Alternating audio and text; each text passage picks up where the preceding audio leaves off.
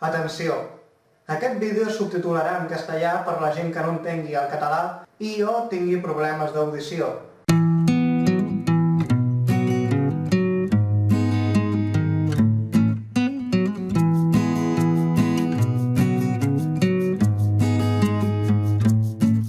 Molt bon dia, amants de la informació. Què tal? Com estem? Benvinguts un dia més al curs virtual sobre Mendeley, gestor de referències bibliogràfiques.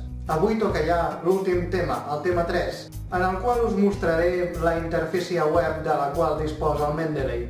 Una vegada dit això, no m'enrotllo més i comencem. La interfície web del Mendeley s'estructura en diferents seccions, que són les que ara comentaré. La feed és similar al taulell d'anuncis del Facebook, i és la primera pantalla que ens trobem. Tot just accedim a la pàgina web del Mendeley després d'haver posat el nostre correu electrònic i la seva respectiva contrasenya. En aquesta pestanya trobarem el Newsfeed, on hi surten les activitats de les persones i els grups que estem seguint.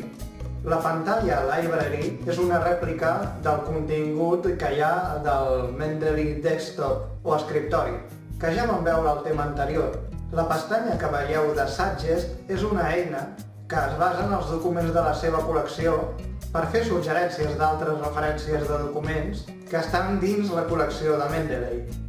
Els stats són estadístiques sobre les publicacions de l'usuari. Des de la pestanya Graphs podem accedir a la part col·laborativa de Mendeley que veurem més endavant. Podem crear grups de treball públics o privats en els que compartir referències i text complets amb altres investigadors. El Data o Datasets de Mendeley és un lloc on els investigadors poden carregar i compartir les seves dades d'investigació de manera gratuïta. El conjunt de les dades pot ser compartit entre els usuaris, així com publicar-los perquè siguin compartits arreu del món. Keris és un servei de cerca de treball ofert pel mateix Mendeley.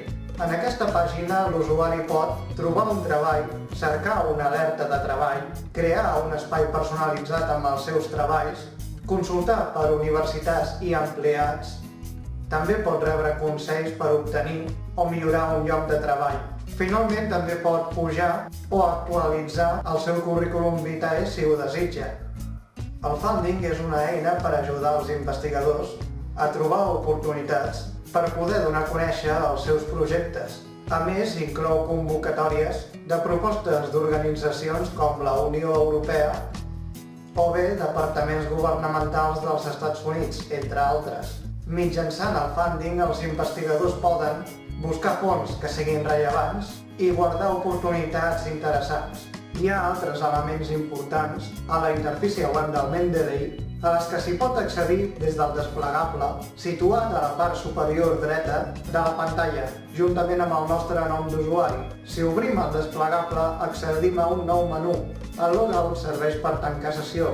És recomanable fer-ho així, perquè si només tanquem el lloc web i seguim identificats, seria possible accedir de nou al nostre Mendeley web. L'opció de suport ens porta a l'ajuda de Mendeley.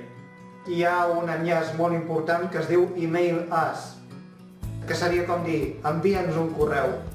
Com podeu veure, està situat a la dreta. És molt rellevant perquè aquesta opció ens permetrà posar-nos en contacte amb Mendeley si tenim qualsevol incidència o problema.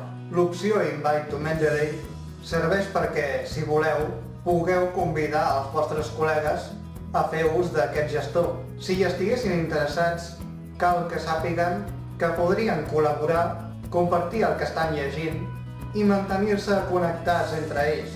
Mendeley enviarà a cada persona una invitació amb el nom de l'usuari corresponent, demanant que aquest últim s'uneixi al gestor. L'opció de Download Mendeley potser juntament amb Logout la més intuïtiva de totes, atès que és la que et permet baixar-te al gestor. I l'última opció que queda és la de Settings and Privacy. Dins d'aquesta podem fer canvis sobre el nostre compte o la contrasenya, entre altres coses, com esteu veient.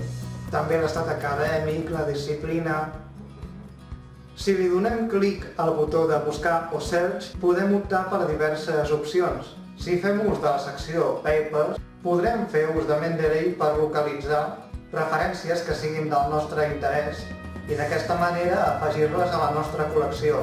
trobarem només referències o referències juntament amb els texts complets. Podeu afegir les referències dels documents que us interessin per mitjà de Save Reference, opció que trobarem a sota de cada referència, i per mitjà de l'opció Get Full Text at Journal accedim a les opcions d'accés al text complet del document. La pestanya People serveix per cercar a altres investigadors, mentre que la de Grabs, com bé diu la paraula, és més per cercar grups. Per últim, la de Support ens torna a dur a l'ajuda.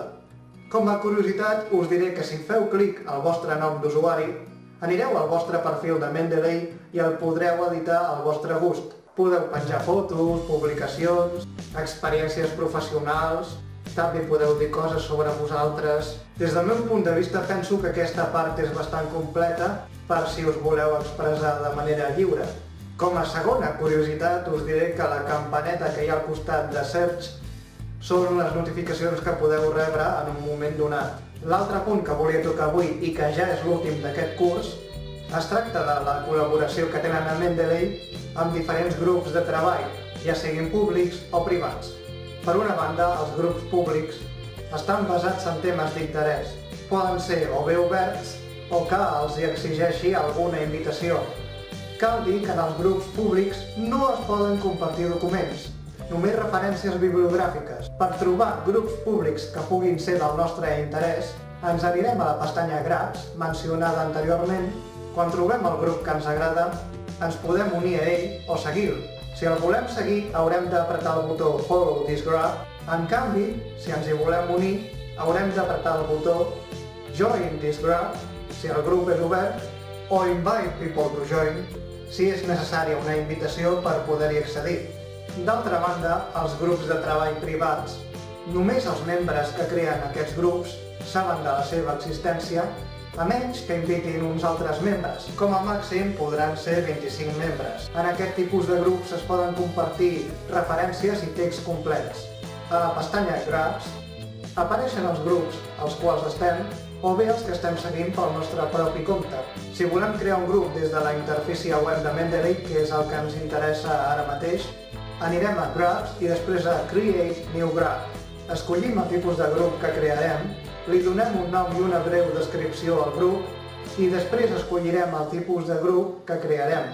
Pot ser privat, només per invitació o obert. El que podem fer quan estem dins un grup és compartir referències i documents i interactuar amb missatges. Quan formem part d'un grup concret, en fer clic sobre el seu nom a la web de Mendeley, veurem diverses pestanyes on podrem veure l'activitat recent del grup, amb Overview. Mitjançant l'opció Members, podrem veure els membres del grup que hi ha inclosos i també enviar missatges directes. Per mitjà de Documents, podrem entrar a l'espai de referències. Per últim, als ajustos, podem fer dues coses.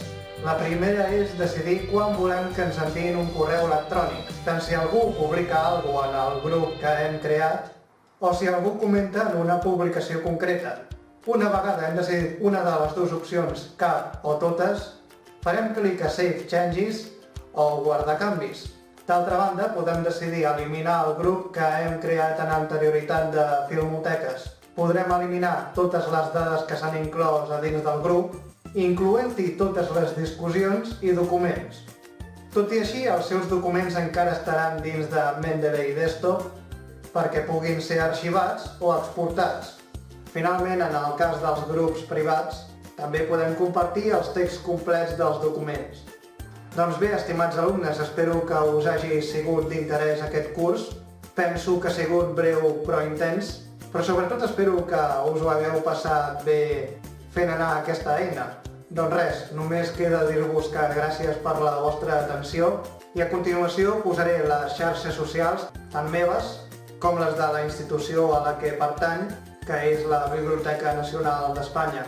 D'aquesta manera, per qualsevol dubte que tingueu, sempre em tindreu a la vostra disposició. Ha sigut un plaer i només em queda dir-vos que no oblideu mai que la lectura és cultura. Fins aviat i gràcies de nou.